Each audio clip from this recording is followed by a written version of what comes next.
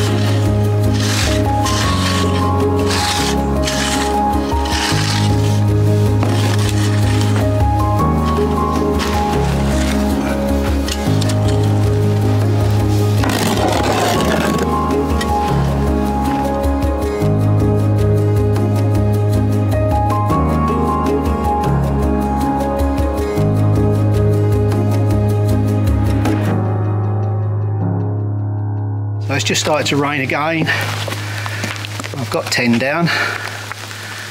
I shall wait until it stops and I'll come back out and finish it off.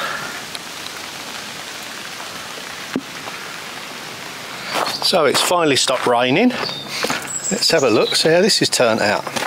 Oh yeah, looking good. Okay, so I'm just off to the builder's merchants. I've got to pick some more gravel up, some more slabs. Let's go and do it right now. There we go, that's my little truck already loaded to go. Second trip today, very handy this little truck. Okay, let's park up and get going. Looks like I'm battling against the elements once again, ladies and gentlemen. Never mind, we'll get there in the end. Let's just double check that it is loaded up. Yep, brilliant. Right, let's get going.